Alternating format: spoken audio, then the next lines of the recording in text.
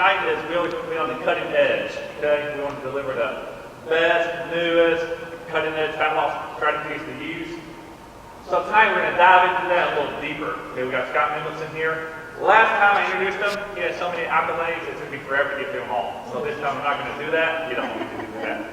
And then when he goes through the presentation, when you hear them talk, you realize that he's a true expert. So he's the founder of Intermittent Fitness. As you see up there, he carries all of our amino acids, the fat reduced, the alpha, omega, M3. He's the guy behind that, him and his medical doctor, Dr. Serrano, comes up with all these scientific formulas.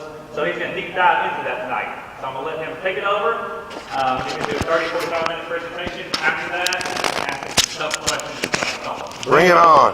Bring it on. Bring it on. Doors, all doors, buddy. Okay, thank you.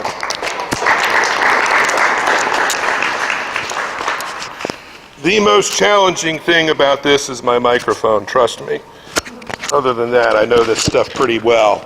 But if there's any questions at any point, feel free to stop me. I'm pretty easygoing, pretty approachable. Well, it's recording for the, it's recording for the camera. But can everybody hear me okay? Yes. Okay, now let me know.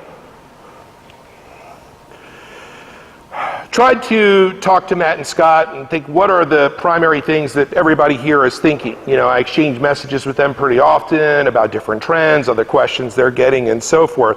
So we'll get a little bit into the 21-day Fat Cell Cleanse nutrition program. And these booklets is something that Matt and Scott put together last year, and they're great. They give you a play-by-play exactly what to do and how to do it, and they have plenty of those. So I'm not going to go into all the nuts and bolts of this because you can get it right here. I'm going to cover a lot of the benefits, why things work, and so forth. But definitely grab, one of these. It's a great resource. I remember when we put it together, it's got all the details laid out. One of the new things this year that I've been talking about, and Dr. Serrano has as well, is the 88-day burn cycle, right? So the 21-day Fat Cell Cleanse nutrition program was designed to help people outsmart up to 10 pounds of body fat in just 3 weeks. But one of the common questions we got was, what if I need to lose more than that? Well, the 88-day burn cycle consists of the 21-day Fat Cell Cleanse, the day 22 Carb Load repeated 4 times, and the idea there is you get to build metabolic and hormonal momentum. That's something that I don't think a lot of people understand, is that when you start a nutrition program, you're making these good changes, you don't hit the ground running at 100 miles per hour. It takes time to build up a lot of different factors that prime fat burning, and we're going to talk about many of those different techniques that we use that we've perfected. About, 10, 20 times a day, I say by email or phone, eating clean, whatever that is to you, is not enough to earn a low body fat. There's a lot of experts, I put that in quotes, it's a very tenuous designation on the internet that says, well, if you eat clean, you'll be fine, or if you do this or do this, and they oversimplify things. Unfortunately, nutrition is not quite that simple if you're looking for lasting progress. You've got to have some strategies in place. One of the things that Dr. Serrano and I both figured out is when people feel good, they're a lot more likely to make the right nutrition and exercise choices. One of the top things that may make people not feel good are food allergies, irritations, and intolerances. And a lot of people think of food allergies of the kid in the neighborhood that eats a peanut and he blows up in anaphylactic shock. That is one form, and it's easily detected by a skin allergy test. But there's a lot of things that may not be as profound in their reaction, but are very important. You can be inherently sensitive to certain things, but you can develop food allergies, irritations, and intolerances from eating the same things too often. And in surveying thousands of nutrition plan journals over the course of, over 20 years, most people eat largely the same stuff all the time, same proportions, same sources, same preparation. And especially as you start to trend over 35 to 40, you're going to have a lot of problems with that. Difficulty losing body fat, stomach upset, joint pain. We'll get into a lot of the other symptoms as well. But that's one of the things that's been a huge factor, not only with improved body comp, but also improved quality of life. We're going to talk about building carb tolerance and some different strategies I have there. Talk a little bit about the Derby. I'll give you some tips as to what to do. Boy, long list, and you can read, so I don't need to go over all of them. And I'll have this video available for anybody that would like to see it. I'll get it to Matt. But again, if you feel good, if the energy levels are good, you're a lot more likely to train, to come here. And my belief is if you're wanting to improve body comp and quality of life, you need 5 sessions per week. Not necessarily all weight training. Ideally, I think it's 3 weight training and 2 interval type of workouts or functional type of workouts. But the frequency of 5 exercise sessions is very important. Not just because you're burning calories during the session, but what is the lasting impact you have on metabolism and fat-burning hormones for up to 48 hours following each session. And it can be very significant, especially if you're taking care of recovery and doing the right things with your nutrition program. So strive for 5. Always think that. Try and plan out each week so that you can make that happen. The sessions don't have to be long, but the quality has to be good. And with the coaches here, you have a big advantage. They know what to do, and they're pushing you along. What I was just watching was great. Energy levels we found during the day, in terms of not crashing and then wanting to, eat carbohydrate to bring blood sugar levels back up, is the fat-reduced FBO5 daytime has been very effective. In that not only does it help with body fat loss, but steady energy. It's not going to have you bouncing off the walls kind of thing. But that's helped a lot with daily energy, improve daily energy, again, better food choices, better exercise choices, and that leads to the consistency that you need to improve your rate of progress. And in terms of meals, I get asked all kinds of questions. How many calories should I eat? What should I do with this? What should I do with that? A couple basic rules that you should keep in mind is if your meals have green vegetables and preferably organic dietary fats and protein sources, you're in good shape. Could you eat more than if you were using other types of approaches and still support body fat loss? Yes, because calories are one factor of many. And I piss people off all the time, nutritionists, and so does Dr. Serrano, where they say, you have to be in a deficit of calories. Well, first of all, the caloric expenditure each person has is individual and changes on a daily basis based on a lot of factors. But here's an analogy I'll give you. This one's not mine. Dr. Serrano made it up.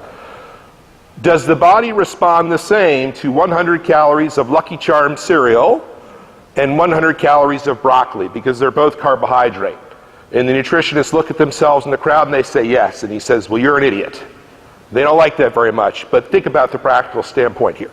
You got a bunch of refined crap or you have some broccoli that's relatively inert. Same number of calories, they're both carbohydrates. It's not the same.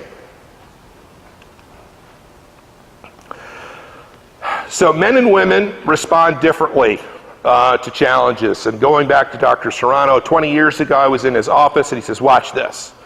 So he's got patients in different rooms. And this one male patient needed to lose considerable amount of body fat. He had some health issues. He had some injury stuff in there. So Dr. Serrano busts in the room and says, Jerry, you're fat, and I bet you're not going to do anything about it. And the guy got really pissed off, and he goes, oh yeah, I'll be back in 60 days and we'll see. And he followed through. Women, on the other hand, can't take that approach. They're not going to respond well. But the point is, you've got to find some motivation factors that are important to you, daily reminders, commitments to what you want to do. And you need to be patient, right? We all want to have great success, but in a lot of cases, or most cases, you did not develop certain problems, let's say body fat accumulation. Didn't happen overnight. It's not going to resolve overnight. And I think one of the failures we have in modern society is we get so distracted, we don't stick with things long enough to let them work. And when you have the right strategies for the right amount of time, it's very powerful. So if you're somebody that wakes up every day and eats eggs is a very good food choice. But you're doing them every day, it's a recipe for disaster.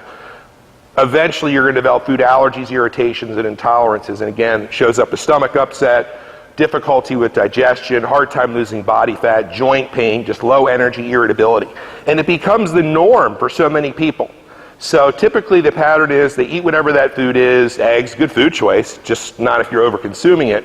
And they drink a couple cups of coffee, and the caffeine kind of masks the negative impact of a lot of food allergies. You're going through the day and it's kind of the norm to feel lousy. So one of the things that I've done with clients now is when I can change up the diet choices and they see the difference in regards to they're not having these same bad reactions, it's a very big change in body composition, their daily energy fairly quickly, and it's pretty easy. You're just changing up food choices to avoid those things. Common ones, peanuts, tomatoes, dairy, and corn, and any refined foods. Refined foods, as we'll get into some later slides, we have a primitive brain and a primitive digestive system. We were not meant to consume a lot of these things. They cause a lot of different problems, one of which is over-releasing insulin, because when the body's confused, it turns on the storage hormones. Not a good thing. Went over those. Another thing I found, when you eliminate the food allergies, irritations, and intolerances, the cravings for sugar and carbohydrate and other foods decrease. Not alcohol, though. That craving's all the time. Not for me, but anyway. But that is something, that we found that's been pretty significant there, too. Who wants to lose more body fat? Anybody? Anybody? You do. Well, you raise your hand at the right time. Not a good throw by me. So the EZ14 digestive enzyme catalyst does a great job of combating food allergies, irritations, and intolerances. Taking it with meals helps the body be more efficient and does a lot of things to allow the body to then dedicate more of its resources to do what you want it to do: burning fat, repairing muscle, driving high energy levels. Also has an impact on fat cells. We've talked a lot about fat cells over the years. We have billions of them. Can't get rid of the ones we have. We can gain more by eating the wrong things, but how we treat our fat cells in terms of what's provided has a big impact on what our body fat levels are going to be over the short and the long term. So perilipin is something that forms around the fat cells. It's a coating, so to speak.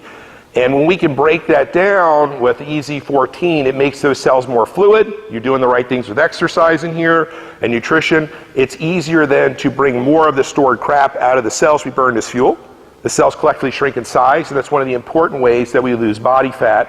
It's very well recognized in the literature, and it's not necessarily related at all to caloric intake. So here was an experiment. I had to do this in the name of science, right? I didn't enjoy it at all.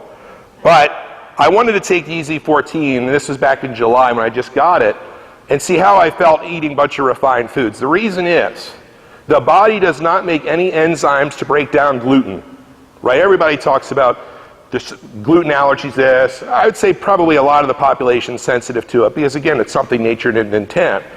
But the EZ14, as Dr. Serrano put it together, has elements in there that helps you deal with gluten and many other things. So what was interesting is I ate a bunch of stuff I normally didn't, and I didn't feel bad. What does that tell you? It does a lot in terms of improving digestive efficiency. Doesn't mean you go eat that stuff all the time.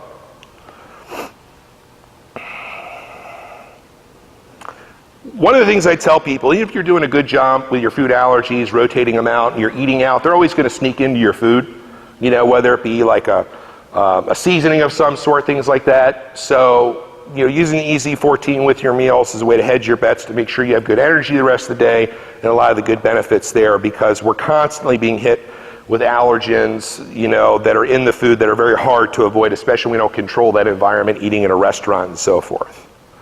This was a test. It's a blood test called ALA-test that Dr. Serrano does. This is my test. I know it's hard to read, but it gives you a list and a score on certain things. That's the best way to do it. It's a blood test. Skin tests are nonsense for this, okay? So if you're somebody that doesn't feel good after your meals, you've tried rotating food choices and you still feel bad, you probably want to go to something like this. And when you go to, your family practice, whenever you see, they're going to give you that look like, I'm a doctor, I know what I'm talking about, you don't. And understood, right? But the answer I have to them when I tell clients who are dealing with a doctor is, how can I hurt myself with this information? And then they're kind of like, well, I guess you can't. So then usually you'll get the script. Some states require a script, but you do need a blood draw, so the easiest way to do that is at a doctor's office. But if you call this company, they're pretty good about telling you the best way to get it done in different states. Very good test. It's been very accurate, and when people follow it, they feel dramatically better. So again, the 21-day fat cell cleanse, all spelled out here, and they have more booklets for you. Making use of flexible fasting. A lot of people have heard of fasting. Anybody here tried it? A lot, right?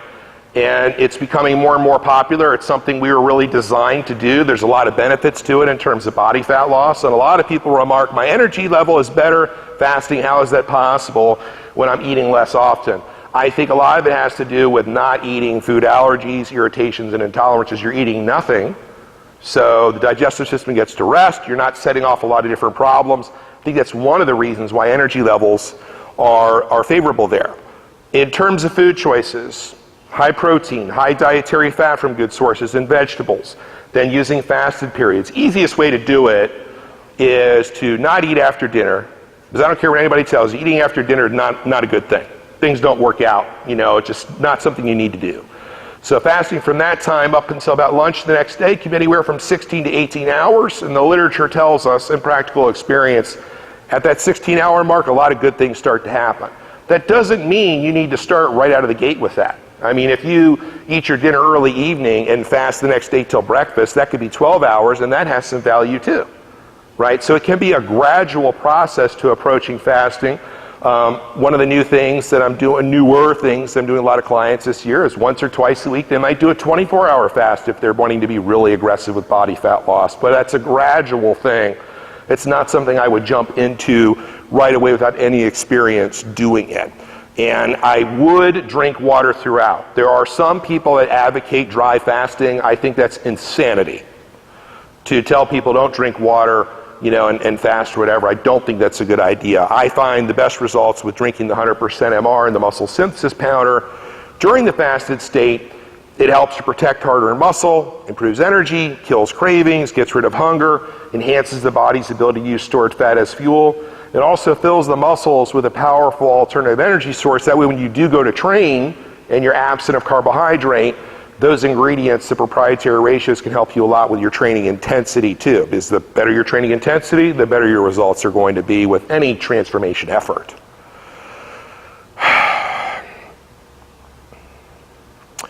One of the key things that differentiates the 21-day fat cell cleanse is not every day is the same. We use a high-calorie day one day a week, and that's not a bunch of junk food. You're going to have 3 meals instead of 2.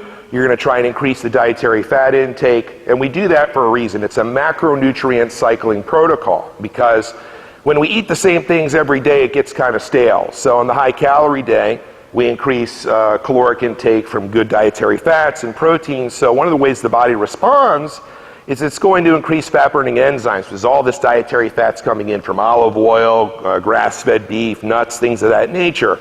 Now these enzyme levels jump up and they can stay elevated for several days. So when you return to more of a normal intake, like we do on the other days of the week, those fat-burning enzymes are still elevated and they have nothing that they can do besides attack stored fat. So you have to have these strategies in place to maximize your success. You've got to change things up with a macronutrient cycling. Most people, again, take a look at your own records, eat the same things over and over again, recipe for disaster. It's going to be a problem at one point or another. Food choice is always more important than calories. Don't stress yourself out about that, in my opinion. I think it's very unlikely that if you're using the right approach, let's say the 21-day fat cell cleanse, that you're going to eat too much and that's going to interfere with your progress. I've not seen it very often. When I have, I've adjusted things for people, but that's rarely the case. Zero carbohydrate plans, keto plans. Anybody familiar with that? Okay. Does anybody know what the hell it is? There's a lot of definitions. To me, it's zero carbohydrate. That's it. For the rest of your life, forever, right? And what happens when you're taking a zero carbohydrate approach for too long is you will whack out your thyroid, women before men. That makes it very difficult to lose body fat. How do we know that? Well, Dr. Serrano has 8,000 patients in his practice, and he does blood work almost every appointment, because whether he needs it or not, he likes to look at it and see what's going on the inside. So one of the things he started to find as keto diets became more popular is people would do them for maybe 3 to 4 weeks, then their progress would stop without any other change. He says, okay, let's look at the blood work. The thyroid levels were plummeting. Well, thyroid is very important for energy, has a very important role in the ability to lose body fat. So what's that tell us? You need some carbohydrate to put a log on the fire, so to speak. Doesn't mean it needs to be bad choices. And we talk about that on the day 22 carb load, right? So on day 22, we use carbohydrates from good sources. Again, that's another macronutrient cycling technique. And that has a great impact on fat burning. Great impact on fat burning. The body likes the change. It likes using carbohydrates for a lot of reasons, to optimize fat burning hormones, to lower stress hormones. Very important.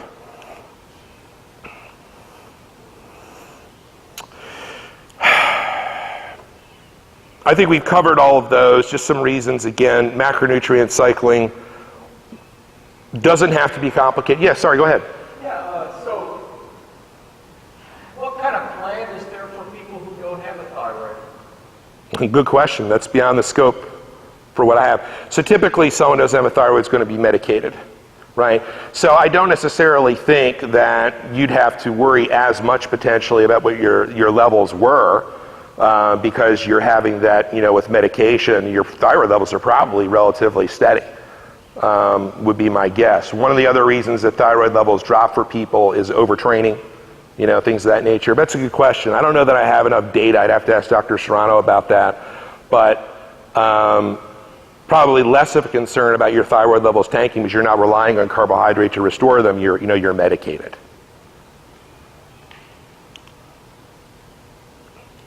So the fat-reduced FbO5 day and nighttime formula. And there's always a lot of questions about fat loss agents. And this was designed based on Dr. Serrano looking at a lot of blood work. About 15 years ago, we did a trial on it with 30 people. They took it for 30 days. We did a resting metabolic test before and then after.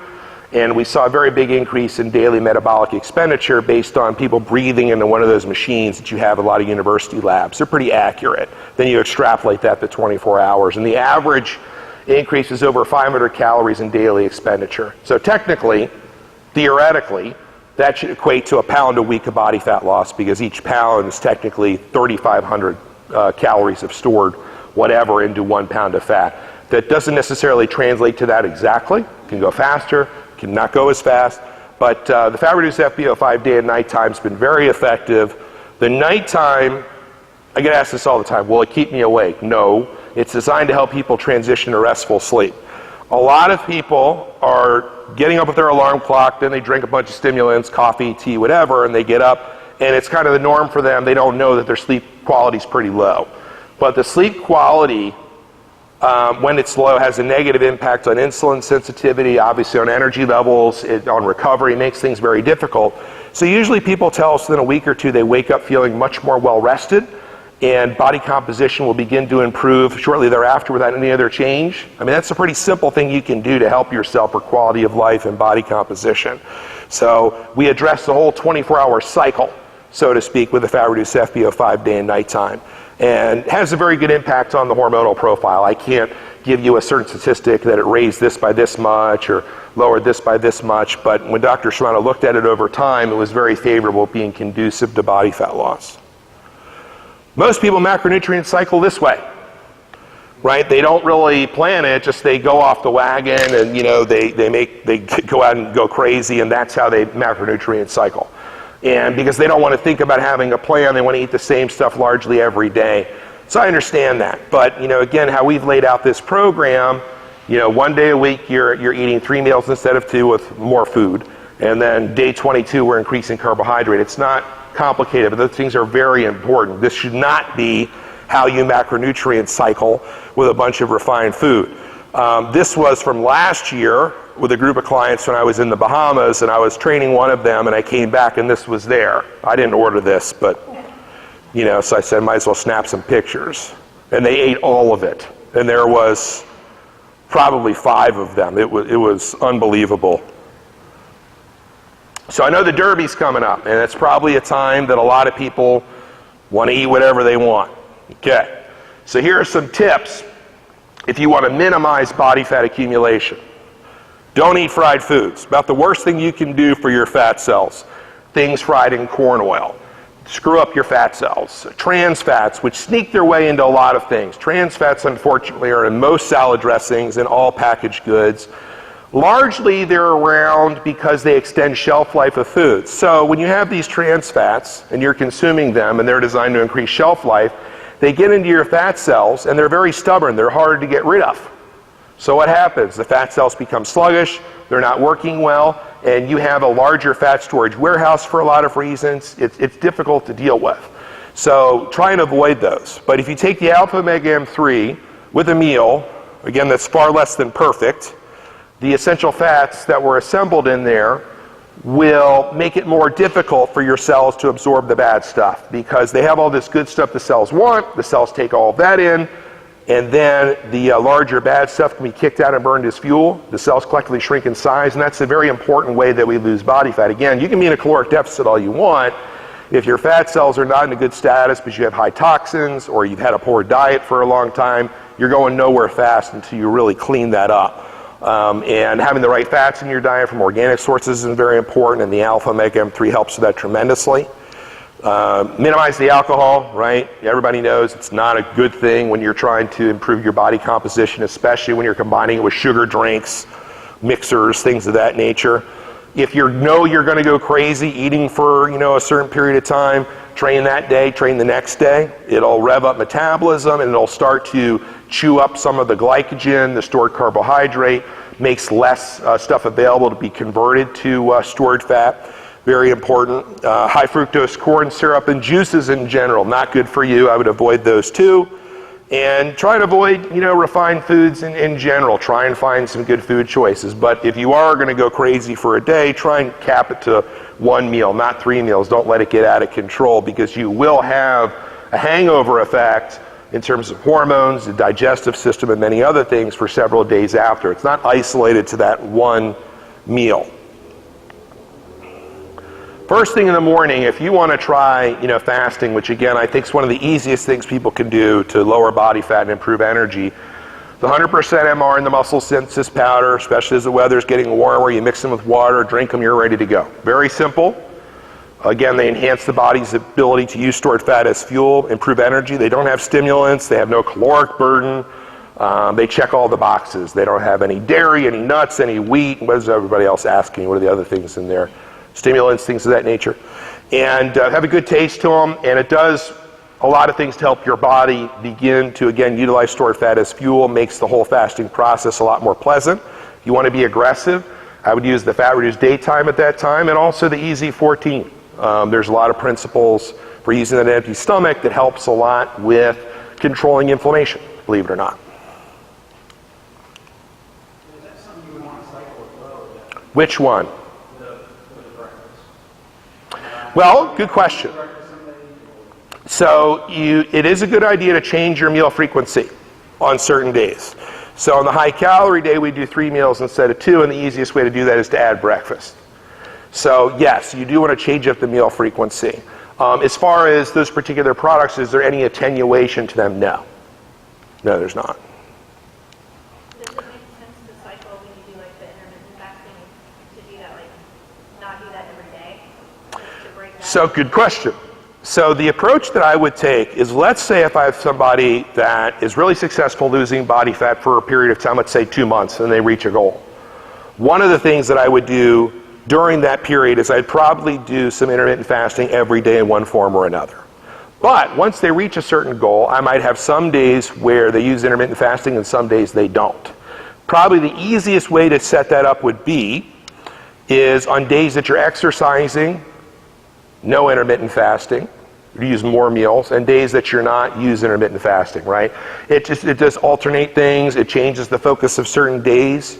So yeah, there's a lot of ways to approach that. But I think fasting in general, depending on the length of it, is something that people need to maintain a low level of body fat. We're going to talk about its importance in terms of building a tolerance to carbohydrate, which also plays a role into how do you maintain a low body fat over the long term while still reincorporating some carbohydrate as well. Does that answer your question? So on the day 22 carb load, again, we want to have a good impact on fat-burning hormones, carbohydrate from potatoes, rice, some fruits, things of that nature, with leaner protein choices like wild-caught seafood, olive oil, grass-fed butter, things of that nature. Has a great impact on many things having to do with fat burning.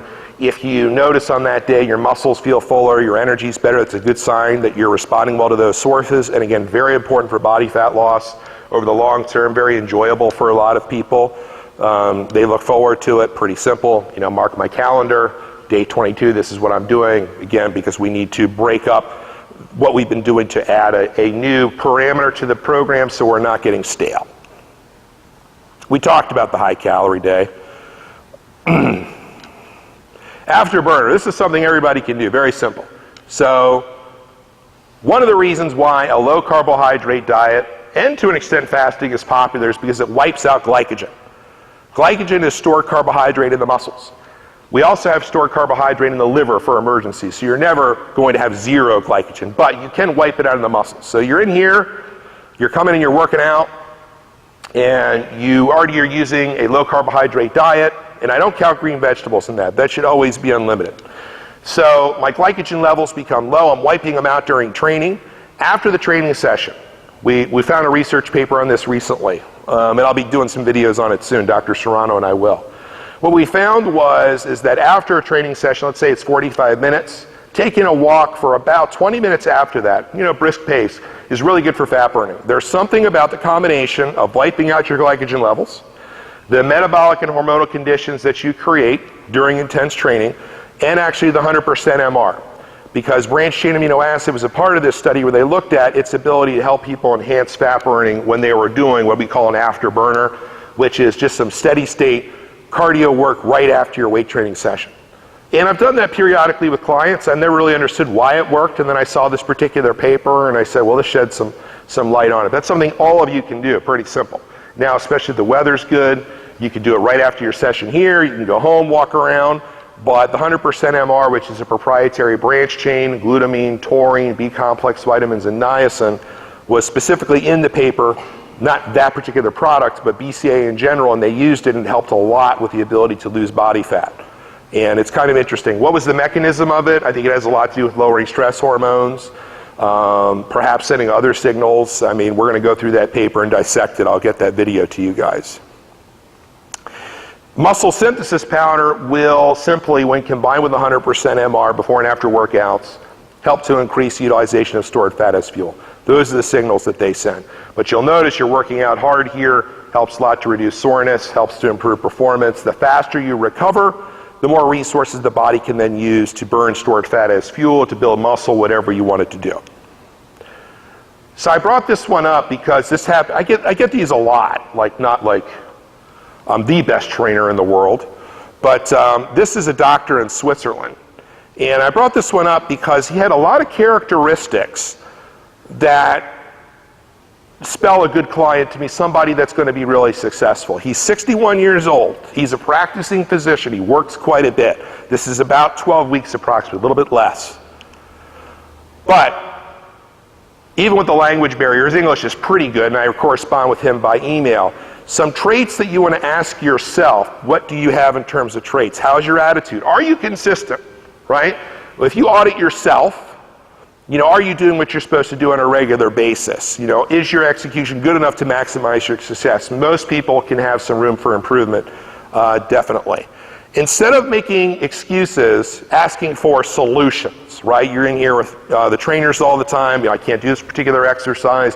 How do I find something else that I can do rather than, not doing it? Problem solving. Trying to keep your stress levels in check. I know it's easier said than done, but has a big impact on your ability to improve body composition. And a pursuit of perfection, something Vince Lombardi said the first day he was with the Green Bay Packers, and they were terrible at the time. We're going to relentlessly pursue perfection every day, knowing full well that perfection is impossible to achieve, especially in sports. And we'll catch excellence along the way, and that will be good enough to win. I think it's the same thing in the realms of nutrition and training. Nobody's perfect. Win a lot more than you lose. Don't obsess over a lot of minor things and stress yourself out about it. Are you coachable? Are you accountable to yourself? Are you resilient? Reasonable? I think also I would throw in there patience with that too. And one of the things too, when I visit, gyms across the country or deal with people, it takes time to learn how to train hard. How do you push yourself? And a lot of the times, you never know what you're truly capable of unless you're willing to push the limits. Now, safely. I'm not saying you go to a point where you're going to faint or things of that nature. But gradually trying to improve your effort in the gym here will have a big impact on your short and long-term success. So building carbohydrate tolerance. This is one that Matt and I talked about quite a bit. So a question I get very often. I've lost a considerable amount of body fat with a 21-day fat cell cleanse or, a number of other, programs, and now I want to reincorporate carbohydrate. How do I do so without gaining the body fat back? Well, one of the things with a well-designed nutrition plan is you're building your hormonal status in a way that you will tolerate carbohydrates well from the right sources. So that is something that you can do. You can reincorporate carbohydrate, especially during the meals following training. You want to use the alpha omega M3 with those meals containing carbohydrate, because one of the things the essential fats do in those specific proportions is they help to drive the raw materials into muscles instead of into fat cells. It's a macronutrient partitioning agent. It also improves insulin sensitivity. And insulin is the body's most potent fat-storing hormone. We don't want to eliminate it, but we need to keep it in check. And the alpha omega M3 is very important for doing that based on the specific ratios of essential fats that Dr. Serrano assembled. And this is another question I get a lot. Well, why can't I just use a regular, fish oil from Walmart or Costco or any of the drugstores? One, most of those are rancid. Their toxin levels are very high because they're cheap crap, right? They're not giving you something for nothing. If they're selling it for whatever, $9.99 or whatever, believe me, they're paying a lot less than that to sell it to you. So typically those products have EPA and DHA, that's fish oil, it's rancid. The alpha omega M3 goes through a toxin filtration. It's expensive but effective. It also has, on top of the EPA and DHA, CLA, GLA, ALA, avocado oil, extra virgin olive oil, and flaxseed oil. All those ingredients in the different ratios make a very big difference. And they're developed based on a lot of Dr. Serrano's research. 5 exercise sessions per week, dramatic impact on improving your carb tolerance. I would do 3 afterburners like I just talked about too. Very good for improving your carb tolerance. Fat-reduced FBO5 daytime. Very effective, whether you're in a phase where you're trying to lose body fat or to maintain, so to speak. Very effective, because again, it drives better food choices because energy's better, people are feeling better. Again, I would focus the carbohydrate during the meal following training. That's the best time, the hormonal and metabolic conditions to do it. And better sleep. When we don't sleep well for a number of reasons, whether it's sleep apnea or you have other types of problems, what we've seen is that insulin sensitivity is poor. So if you're not sleeping well, you automatically are going to secrete more fat-storing hormones than you would otherwise. So you're really stacking the deck against yourself. Different people are coded so they need different amounts of sleep. Probably the average is somewhere to 7 to 8 hours. Some people can get away with less.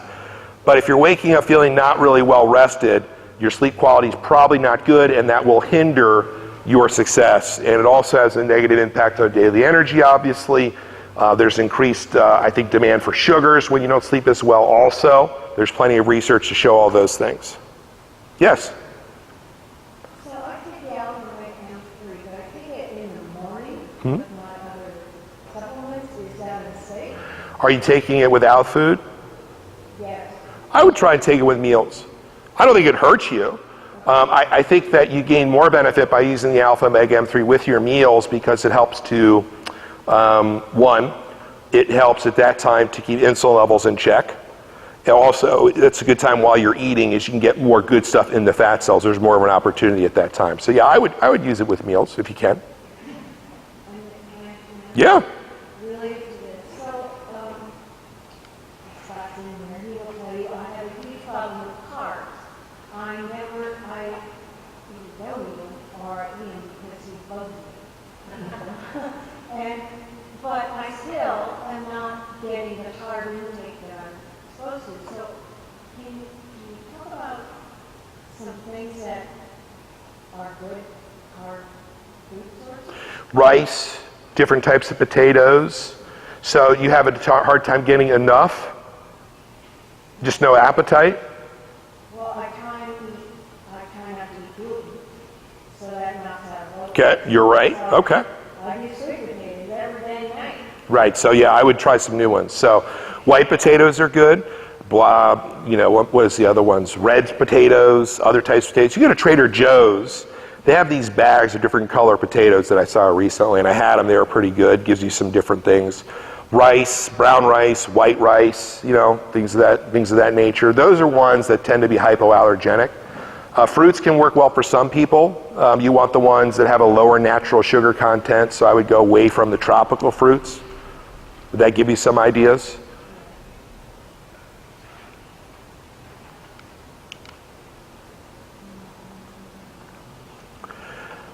Yes? Yeah, what would you say is an optimum percent fat to achieve? Body fat percentage? Yeah. Okay, so good question. Depends on the kind of test you're doing. I personally don't like bioimpedance scales, the ones where you step on them and they give you a score, because I've not seen them be accurate. Some of the newer ones may be. So the best way to do body fat percentages is with calipers. If somebody's really good at it, is they're taking the individual sites. They can see what trends are changing at those individual sites. So my point is, the type of test you're doing will determine what the body fat score is and the range. So if it's a test with calipers that's accurate for an adult male to be in good general well-being, are you asking? Or somebody that's going to get on stage to be a bodybuilder? What? Just general well-being. General well-being, I think somewhere between 15 and 17% by a caliper test. Now, what would that equate on a bioimpedance? Man, I don't know. They're so all over the place depending which one and what the technologies are. A bod pod is accurate, and hydrostatic underwater weighing is also accurate. Like they call it a dunk tank, and some of them, they're popular in California where they'll drive around with these things. They're kind of like a motor home, and people go in them. I don't know if they have them around here, but it takes a while. It's not my preferred method. So calipers, bod pods are usually available. And again, depending on which bioimpedance scale you're using, what your hydration levels are, those can be all over the map. Yes? Do you feel the same way about ideal body weight scale for your height? Is that what? Body weight, overall. So you step on the scale and it gives you a body fat percentage? No, I mean, like if you look at a chart, like I'm 5'10". Yeah. My ideal body weight is like 180. No. I think that it's the same thing with like BMI, like somebody pulled out these numbers and it's like, well, you're supposed to be this. I mean, there's a lot of individual factors. How much muscle do you have? What's the thickness of your bones? And I tell people this all the time. You're not going to get a certain prize for being a certain weight. It's really, how do you feel at a certain, body composition or weight? How do you look, and are you happy with that? That's the important thing. And then you have that as somewhat of something that you can use for tracking. But BMI, I hate. I mean, I'm trying to think, what are the insurance companies told me when I needed some more life insurance? Like, you're 5'8", and you weigh 250 pounds, where, you are at a high risk. I'm like, I don't have any high risks. I don't take any medications, blah, blah, blah. But they're so obsessed with this BMI because it works in their favor to charge people more. That's what it is. I don't remember a lot of these studies. I'm trying to think if it was BMI or not. A lot of them were done on cadavers and and different stuff. It's just like where they got the data. It really worked out a lot for the insurance companies. I think to charge people more. It's like, oh, you're high risk. Let's charge you more. So no, I don't believe in any of those things.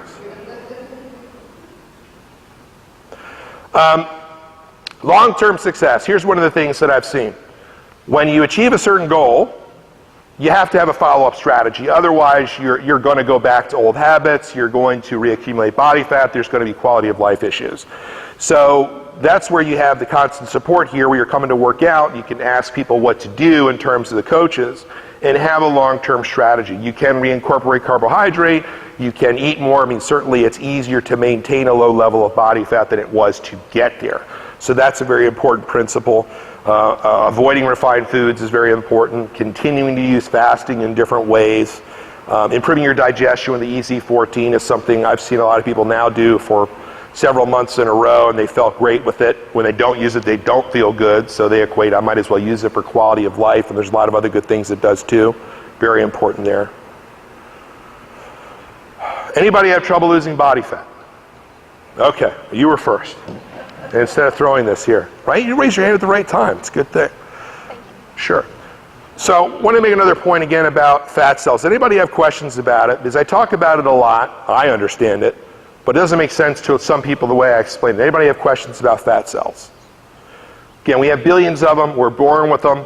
We need to treat them right to lower body fat and keep those levels low long term. And again, that's an important reason why you avoid the fried foods, why you avoid the trans fats and refined foods in general. They have a lot of stuff in there the body did not intend to consume. The body doesn't know what to do with it. And a lot of those things are behind all kinds of different problems people have, some more profound than others. When you're working out, 100% MR and muscle synthesis powder work extremely well for improving recovery and body composition. bypass digestive hang-ups, hypoallergenic. I mean, they're great. You know, Matt and Scott have been using them forever. And I think that a lot of people, when they're trying to improve body count, maybe underestimate how hard they need to train in terms of effort to get the great results. And those things are two vehicles with recovery and improving energy sources, improving the utilization of stored fat as fuel. That are very important. Make your hard work pay off. I know I've been talking for a while. I wanted to get to questions. I know there's some questions out there. There's nothing else here that was, you know, a burning thing for me to present. I'd rather start getting any questions. Any questions anybody can think of? How are we on time, Matt? Go ahead. So, extended fasting, how long would you say is too long? For example, I did the longest I was able to last was about 4 days. Well, my first question is, what was the goal? The goal was just to shed some meat weight. I mean, in the end, I personally thought it was a little crap, but I never started. I started going on the 16-hour fast. Yeah, 16 hours pretty comfortable for people, right? So is your question, what's too long? Where does the benefit come? But it was too long. When does it actually start to eat into the muscle, if it actually does at all? There's controversy there. Here's my opinion on it, and I followed it pretty closely. I don't like things longer than 24 hours. I just don't see the benefit versus maybe the negative impacts and how it, you know, affects quality of life and so forth. I think some people, maybe based on their genetics, can go longer with fasting and feel okay. But I find with most people, after 24 hours, it's like, you know, they feel like they're in prison. It's just not very comfortable. So how much benefit do you get from a 4-day fast versus the 24-hour fast and a lot of other factors? It's hard to say. I think the literature does tell us that autophagy and insulin sensitivity and other things probably start to crank up and really improve at 16 hours. And probably at somewhere around 24 hours, does it stay steady or does it continue to improve? I don't know. I'd have to take a deeper dive into that. But yeah, it's a good question. At what point does the body start becoming very catabolic and losing muscle? My guess, somewhere after a 24-hour period, depending on what you're doing with activity, your stress levels, you know, supplementation could, you know, determine a lot of those things. I just don't see a lot of value in it. You know, for somebody that's wanting to be more aggressive, what I've seen work well for clients is they might do a 24-hour fast once or twice a week. And on the other days, they may use a 16-hour fast, so they may have a couple of meals. And that contrast has seemed to work really well. I'm skeptical longer than that for most people is going to work well. To answer your question.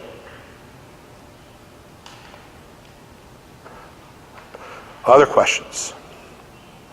We talked about all this, that initial transition, the toxin, your fat cells, different resources, So Matt brought up to me, and correct me if I'm wrong, and he says, I think you get this question a lot.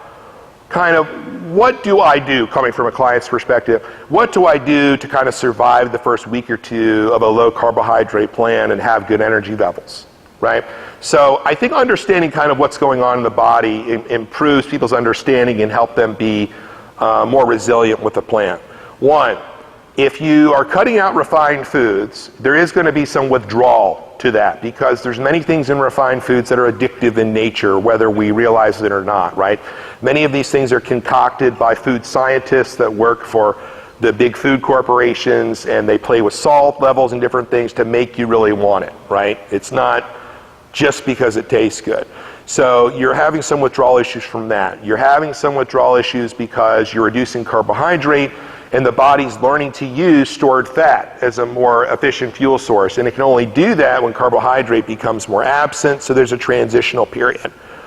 When you're also doing some things that are going to help the body start to lose body fat, toxins can release, right? As you're breaking down fat, the fat stores toxins. So that could be, you could have a lot of environmental toxins, you could have stored a lot of toxins from foods you've eaten, and they accumulate in the fat cells. Well, when you start to break them down, which is a good thing, a lot of those toxins release in the bloodstream that can make people feel really lousy. So fasting helps a lot, actually, I think, with a transition because it wipes out the glycogen faster. You give the digestive system some rest from food allergies, irritations, and intolerances. So if you were to ask me what is the top things I would do for an easier transition when you're going to a low carbohydrate plan, don't undereat. right? I think that's a mistake a lot of people make when they get kind of into diet mode. You should eat and feel really satisfied, again, with dietary protein, dietary fat, and carbohydrate from green vegetables. You should use the fat-reduced FBO5 daytime twice a day, so that'll help a lot with your energy levels.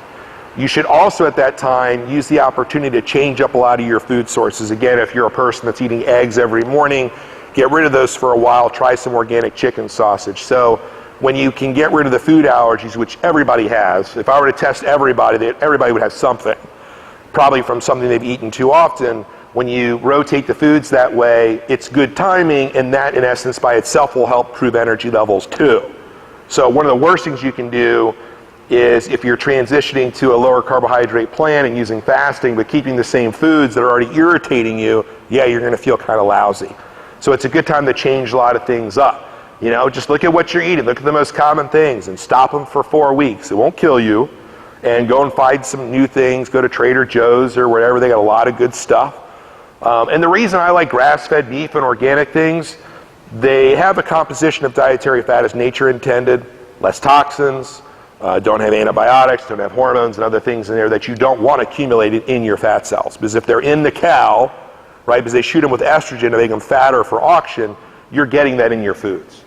So now, grass-fed beef is almost the same as regular beef, I would say. The price on it's gone down quite a bit. So it's a good thing if you can to incorporate that. Other questions? While you got me. I'm going to speak to you're doing fasting and the timing of your workouts and how that affects your glycogen stores and how you feel and all. Good question. If you're somebody that trains first thing in the morning, how many people here do that? Okay. If you train first thing in the morning, the approach that I would take would be train on an empty stomach. Now I would use the 100% MR in the muscle synthesis, perhaps the fat reduced daytime before the workout. Fuels you what you need, supports body fat loss, fueling, recovery. I would do that again after the workout, and then I would do breakfast, then I would fast until dinner, and then I would fast from dinner until breakfast the next day. So you end up with 2 fasted periods of approximately 12 hours. I don't like working out and then not eating for several hours. I think that it is a good time to consume a meal following that. There's a lot of things that have gone on from a metabolic and hormonal standpoint that you can take advantage of. So that's how I would do it. So on days that you're not working out in the morning, could you then do a longer fasted period to contrast? Yes. And that's been very effective because, like I talked about macronutrient cycling, you change up your amounts of protein, carbohydrate, and dietary fat. Well, changing up your meal frequency and how you do the fasted periods is another important factor to prevent staleness. Does that answer your question? Anyone? Yes? I train at night, and then we're not done training until 7:30 at night. Mm-hmm. And then I drink the MRMS. Mm-hmm. But I go home and I go home and eat dinner. That's fine. Sometimes I just do a green smoothie. Mm-hmm. What are your thoughts? I think preferably the last meal of the day, would be a whole food meal, typically, but some people don't have as much appetite after they train. I don't think that's a bad thing necessarily. And then when are you eating again after that? That's it. No, are you eating at breakfast the next day? I usually fast breakfast. I usually don't eat until probably 1 o'clock the next day. I think that's okay. I think I would make sure I have enough protein, some dietary fat. That's one thing you can do to a shake. You can add some extra virgin olive oil or something like that to make it a little bit more substantial. Yeah, you could do that. So that's a little bit more substantial. Yeah, I think that's fine. If you're finding that you feel good, it works for you. If you woke up the next morning and you felt just really weak and your energy was low, your blood sugar was really low, that would probably indicate to me that you weren't eating enough after the workout the night before. But if you feel pretty good, that's a good indication that things are going well. So that could be a very good combination for you. Yes? I work out in afternoons also. Mm-hmm. And I try to fast in the mornings. Okay. 2 meals, one before I work out at lunch, Mm-hmm. and then one after. Mm-hmm. I'm kind of struggling with a lot of keto. I've done a lot of crazy stuff too, but I'm adding in my carbs. Should they be before I work out or after? I would say after your workout, if you're wanting to focus on body fat loss. If you're somebody that wants to gain muscle, I think there's advantages to using carbohydrate before and after. So in your case, what is your priority right now? Pretty much like your Okay, so if you're what he is after. right, so if you want to maximize body fat loss and then carbohydrate during the meal following training, your insulin sensitivity is peaked, right? Meaning your body is responding more favorably to carbohydrate at that time with proteins and dietary fats. The alpha omega M3 at that time will help drive those carbohydrates into muscles instead of spilling over into fat cells, because there's again a macronutrient partitioning agent. So yes, absolutely, best time for carbohydrate, the meal following training. And how much to use for an adult male? I get that question a lot. Depending on what you're doing, the overall scope of things, I think somewhere between 50 and 75 grams. So how much is that? It's like a cup of rice. I mean, if, depending on what you're doing, you can estimate that. Yeah, so probably 75 grams of carbohydrate. It's probably a medium-sized sweet potato. I don't go crazy over this stuff. Like if you asked me how many calories I had yesterday, I have no expletive clue. Yeah, I don't do calories either. Right. I'm gonna try to stay. Yeah. If there's one thing you want to control the portions on, having an idea on the carbohydrate amounts is good. Well, let's say you set out to eat 75 grams and you ate 85. Is that going to make a material difference? No, as long as you're using good sources. And you're suggesting all of my carbs should be after I work out? Yeah. Yeah, during that meal following training, that's where I would concentrate them. Now, other meals, green vegetables should be very high. When I say green vegetables, peppers, onions, cauliflower, other colors are good. Corn is a grain. A lot of people think it's a vegetable. It's not a vegetable, so you shouldn't be eating that if you're trying to lose body fat. But otherwise, all vegetables are good there. Potatoes are a vegetable because they have a higher carbohydrate intake. I would not obviously use an unlimited amount of those. That's more of a post-workout type of thing.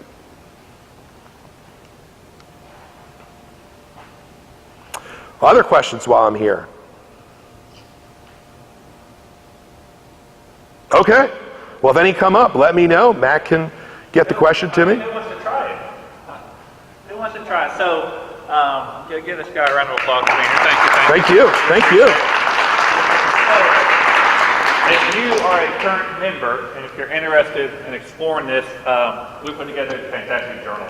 So It's really awesome. Yeah, it's awesome. It's his presentation in a nutshell. Okay, there's no guesswork. It tells you exactly how many supplements to take, when to take them. It tells you when to eat. It has the 6 days of the fasting plan. It has an optional breakfast on the days that you do strength train.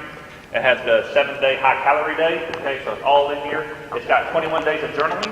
So at day 21, Very important. At day 22, you have the Carb Load day. Okay, so if you're a member, you want to try it, you get the journal. You will have to invest in the supplements. Okay, so what we tell people, the MS and MR for breakfast is a lot cheaper than what you can probably eat. That's true. Yeah, cost per serving. It's like, I think we figured out $1.44 a serving. $1.58, that's my math man. $1.58 a serving, so you can't eat any kind of quality breakfast for that amount.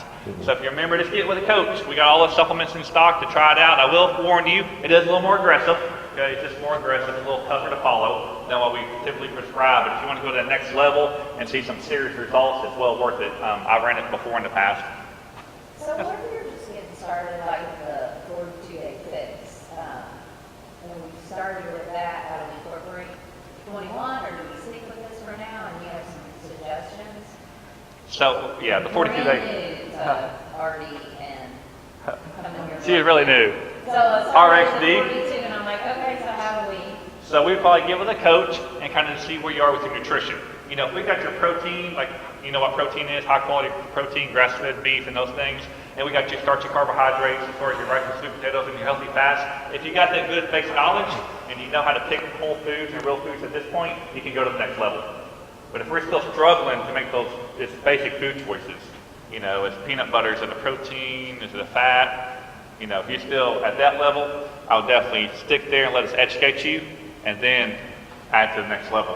I think a lot of it just depends on whether or not you're getting closer to your goal. Like Scotty's addition with the 21-day fat cell, it's more important after feeling good, after eating good, after mood, your energy, all of those are great throughout the day. And if you're getting to your goals, there may not be a reason to go to that next level. However, that doesn't mean that the amigos, AMR, and muscle synthesis aren't great around the workout. This specific plan would be something down the road when you're trying to get to maybe that 10. Get beach ready. Miss spring break, we've still got summer.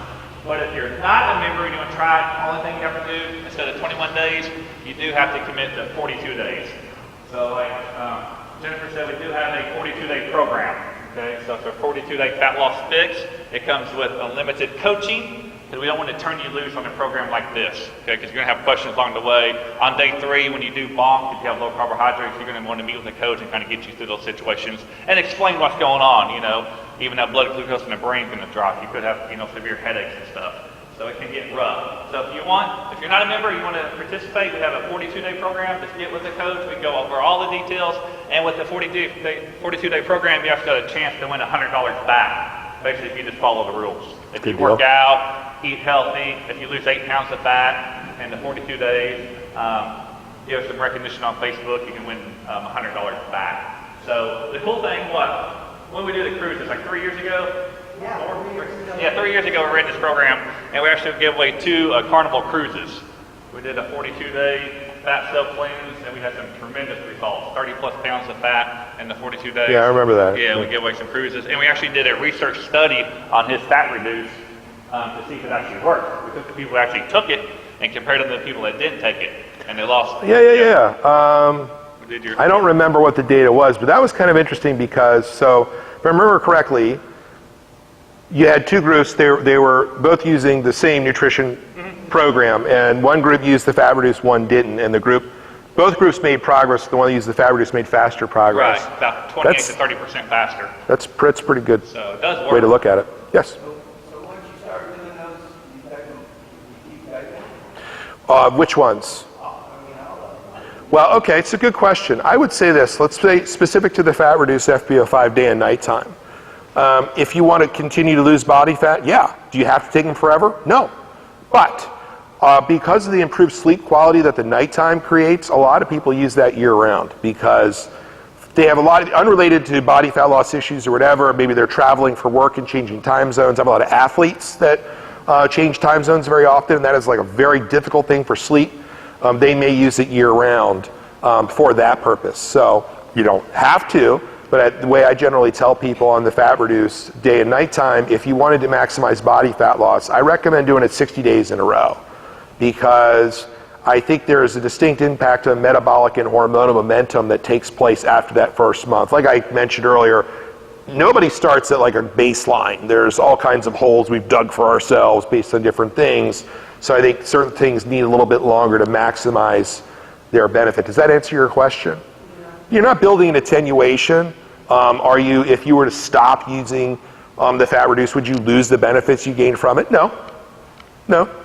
You know, I think the most common thing there is when you take a product that's very heavy in stimulants and you get used to that and you stop it, and it's like people like, they go to zombie mode, you know, and that's a whole nother story. I don't like that with a lot of pre-workout products, the whole stimulant bit, because people have to gradually build more, and that causes a lot of stress hormone increases, which can increase body fat storage and also waste muscle, and bad news, you become very dependent on that. So that's where I see a lot of people, they use that for a while and try and stop, and they just crash. And that hormonal metabolic continuum that he talks about, I like to put it in layman terms. It's when like you're hitting your full stride. You know, when you're not craving the pizza, you're not craving the chips. Yeah. You're just in that zone where everything's feeling good and you're hitting your marks and you're not craving that stuff. And that's the hormonal and metabolic. That and fat adapted too. You know, when you start to feel good on a nutrition plan, and again, everybody's a little different how long it takes to begin to benefit from a plan, but when you're fat adapted, and that can take, based on, let's say, literature or experience that I have with people, fully anywhere from, let's say, 14 to 21 days. Does that mean it takes you that long to feel good? No. But I think it does take that long for the body to transition to use a very high percentage of stored fat as fuel. And when it does, energy levels are better, mental acuity is better, a lot of good things happen that start to shift. So how you're feeling does correlate to a lot of things that are going on the inside, but a lot of it's very individual. But if you're feeling good on a program, that would definitely indicate a lot of good things that are going on the inside as well. So keep asking questions. If you got any questions, approach him up here. He's okay with that. Sure. Get with the coach if you want to start a program, and we can answer all your questions. So thanks for coming out. Thank you. Thank you.